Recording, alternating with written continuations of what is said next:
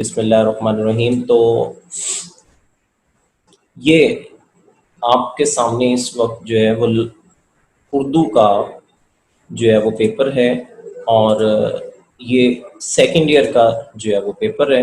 اور اس کے بارے میں سب سے پہلے جو ہے وہ ہم جو بات کرنے جا رہے ہیں، آپ سب کو پتہ ہے کہ حصہ انشائیہ سب سے پہلے جو ہے وہ ہوتا ہے. تو اس میں اگر آپ نے یوں کرنا ہے کہ آپ کے پاس ایک کاپی پینسل بھی ہونی چاہیے تاکہ آپ کو آسانی ہو اور آپ اس پہ جو ہے وہ نوٹ بھی کر سکیں کچھ پوائنٹس.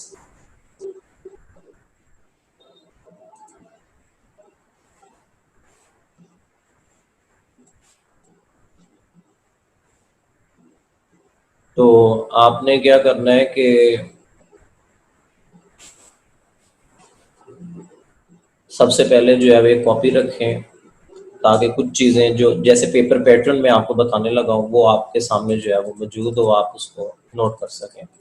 تو سب سے پہلے بیٹا جی 20 منٹ کا یہ پیپر ہوتا ہے، حصہ معروضی جسے کہتے ہیں، اور اس کے اندر جو ہے وہ کل 20 MCQs جو ہے وہ ہوں گے.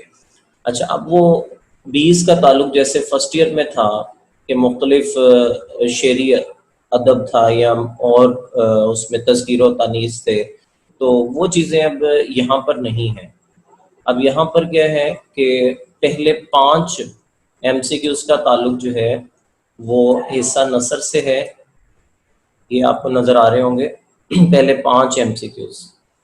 اچھا، اب اس کے اندر یہ 5 MCQs جو ہے وہ مختلف سبق میں سے لیے گئے ہیں، اور کوشش ایگزامینر کی یہی ہوتی ہے کہ مشکل ترین ہو، کیونکہ انہی میں سے اکثر بچوں کا جو ہے وہ نمبر کٹتا ہے. جیسے یہ 2 جو ہیں، یہ دیکھیں، یہ میں آپ کو بتاتا جاؤں کہ یہ ملتان بورڈ کا 2019 کا پیپر ہے. ٹھیک ہے، آپ کے سامنے اب یہ 2 MCQs جو ہیں، اگر آپ غور کریں تو یہ ایک ہی سبق میں سے آگے ہوئے، یہ والا. ٹھیک ہے، تو اسی طرح اگر ہم یہ MCQs دیکھتے ہیں تو اس کے اندر جو ہے وہ دیکھیں گے تاریخ پوچھی جا رہی ہے. یہ بچہ ڈیفینیٹلی اس سال آپ کو مطالعہ پاکستان بھی پڑھنا ہے، اور تاریخ جو ہے وہ لازمی یاد کرنی ہے. اور تاریخ سے مجھے یاد آیا کہ آپ ایک تاریخی اسلامی تاریخی ڈرامہ بھی چل رہا ہے، تو وہ بھی میں اینڈ پہ پوچھتا ہوں کون کون سے بچے دیکھ رہے ہیں. تو ہمیں اپنی تاریخ کو جو ہے وہ یاد رکھنا. اسی طرح یہ جنگ قادسیہ جو ہے یہ بھی تاریخی ناول میں سے ہے. ٹھیک ہے، تو اسی طرح یعنی کہ ہمارے جو زیادہ سے زیادہ جو MCQs ہیں وہ ان کا تعلق جو ہے مشکل جو MCQs ہیں وہ صرف یہ پہلے 5 ہیں جو کہ تمام اسباق پہ مشتمل ہوتے ہیں. جی آگے چلتے ہیں. اگلے 6 MCQs سے لے کر 10واں MCQs تک جو ہے وہ بات ہی چینج ہو جاتی ہے.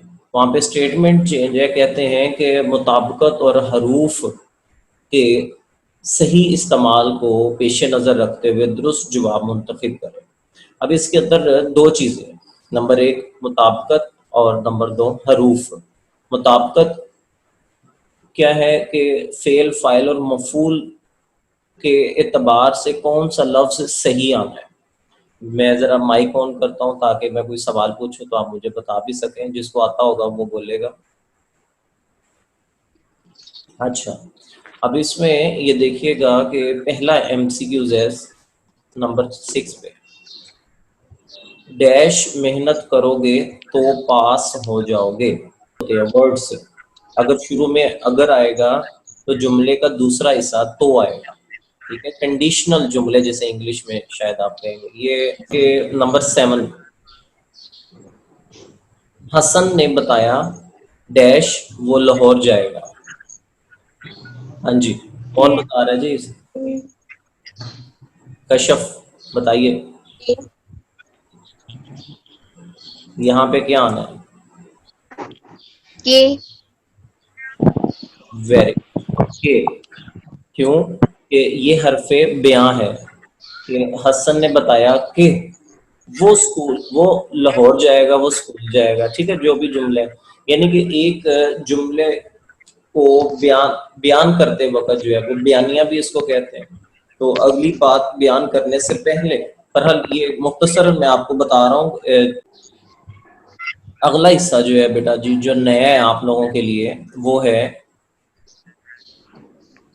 رموز اوقاف کو پیش نظر رکھتے ہوئے درست جواب منتخب کرنا. رموز رمز کی جمع ہے، علامتیں کہتے ہیں، اوقاف وقفے کو کہتے ہیں. وہ علامتیں جن کو پڑھتے ہوئے کسی بھی زبان کے اندر آپ ٹھہراؤ کرتے ہیں، آپ نے زور دینا ہوتا ہے بات کے اوپر.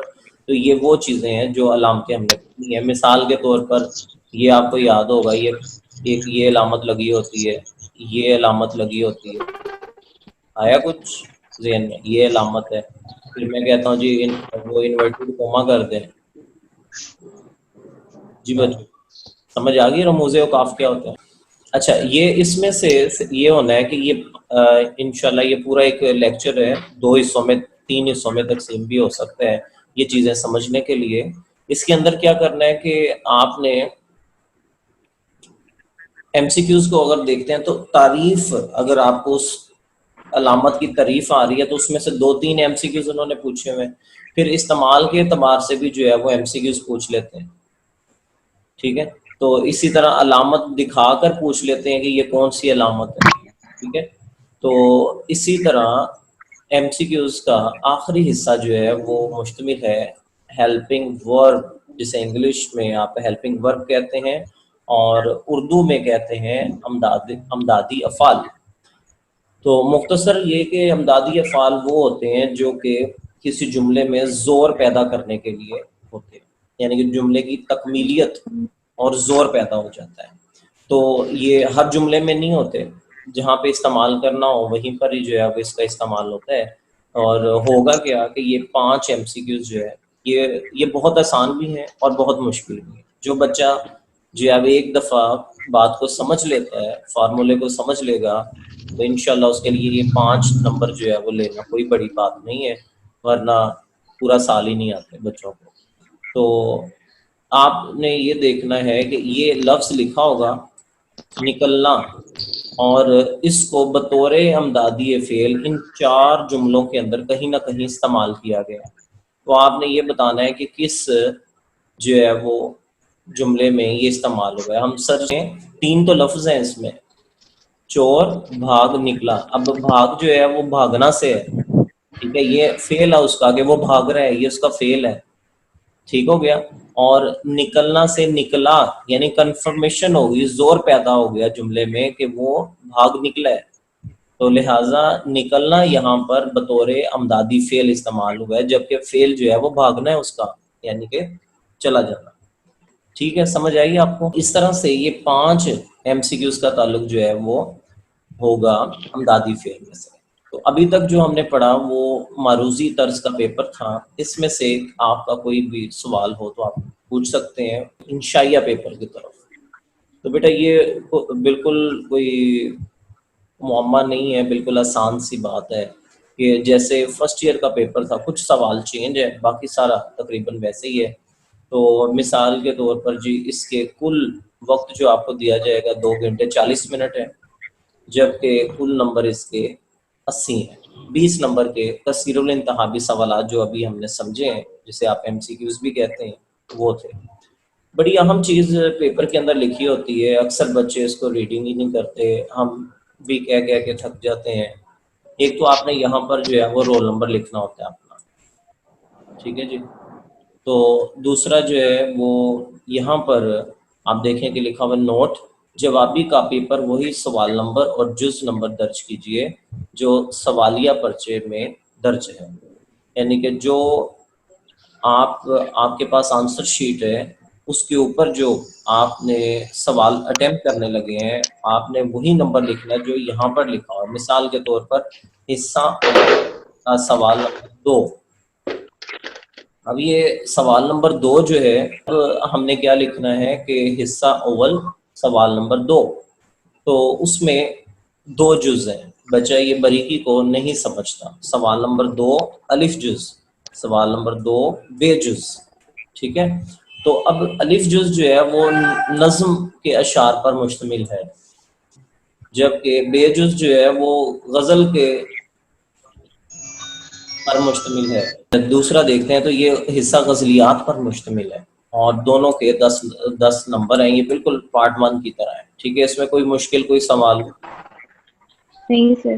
سیم وہی چیزیں. ٹھیک ہے, جو ہم نے جو ہے وہ نظم کے اشعار کی تشریح جو ہے وہ اکٹھی کرنی ہوتی ہے, غزل کے اشعار کی تشریح علیحدہ علیحدہ کرنی ہوتی ہے. جیسے انہوں نے نمبر بھی الگ الگ دیے ہیں. یہ دیکھیں بڑے واضح سے چیز ہے. 3 نمبر اس کے, اور 8 نمبر جو ہے وہ تشریح کے, اور 1 نمبر جو ہے وہ نظم عنوان کا, 1 نمبر شاعر کے نام.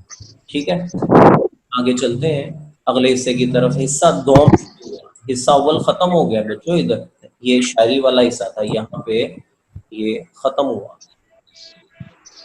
اور یہیں پہ بچے جو ہے وہ غلطی کرتے ہیں, لکھنا ضروری نہیں سمجھتے, جبکہ میں نے آپ کو یہ بتایا کہ وہ کہتے ہیں ہر چیز واضح طور پر لکھیں.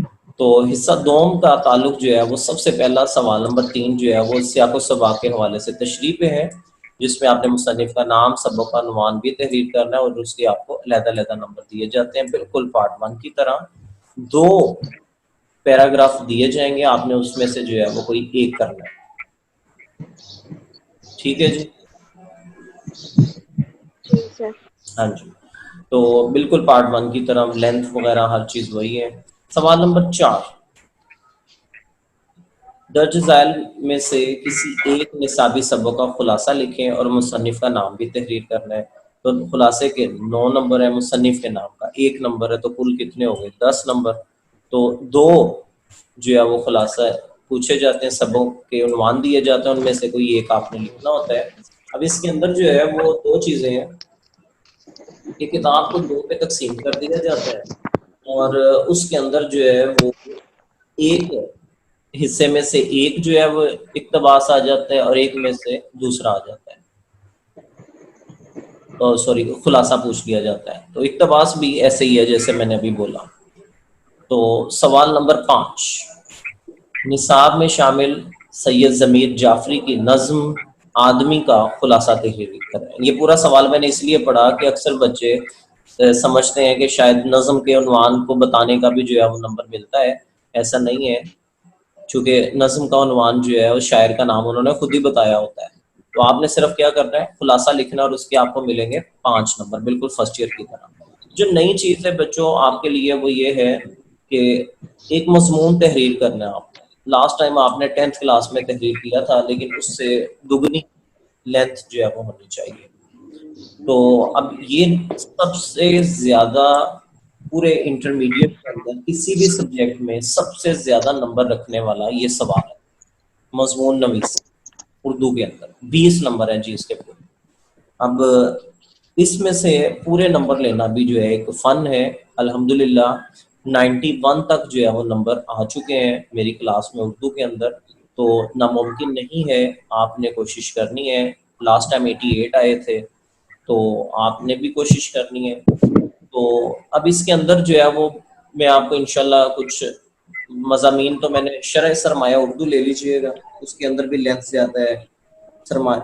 دوسری معاون ادب ہے, اگر آپ کے پاس 2 کتابیں ہوتی ہیں تو اور اچھی بات ہے کہ آپ اس سے بھی فائدہ اٹھائیں, ادھر سے بھی پڑھیں. ایک ہی مضمون کے بارے میں آپ کے پاس جتنی ریڈنگ زیادہ ہوگی, جتنا مواد آپ کے پاس زیادہ ہوگا, آپ جتنا خوش خط لکھیں گے اتنے ہی اچھے زیادہ آپ کے پاس نمبر آئیں گے. تو انشاءاللہ جب یہ سوال کریں گے تو اس کے اوپر بھرپور جو ہے وہ کویشچن آنسر بھی کریں گے. تو یہ ہو گیا جو وہ کویشچن ہے جس کے بارے میں بتا رہا تھا کہ اس کے اندر سب سے زیادہ نمبر ملتے بھی ہیں اور کٹتے بھی ہیں. ہمارے پاس رہ گئے ہیں جی 5 منٹ اور 5 سیکنڈ, تو اس کے بعد یہ آٹو ڈسکنیکٹ ہو جائے گی میٹنگ. تو آگے چلتے ہیں, آخر پہ میں نے بھی آپ کو 3-4 منٹ دینے ہیں. تو آخری سوال ہے کہ اپنے استاد کے نام کامیابی کی اطلاع دینے کے لیے خط لکھیں. تو خطوط نویسی کے حوالے سے جو ہے سوال ہے, اس کے 10 نمبر ہیں, یہ تو آپ بڑے آسانی سے لکھ لیں گے. ٹھیک ہے, اسی میں یہاں ایک آپشن آتی ہوتی ہے کہ آپ بیتی لکھیں کسی چیز کی, پرانی گھڑی کی یا پرانے کوٹ کی یا پرانی کرسی کی آپ بیتی جو ہے وہ لکھیں. تو اس انداز میں جو ہے وہ آپ یہ پیپر جو ہے مکمل ہوا.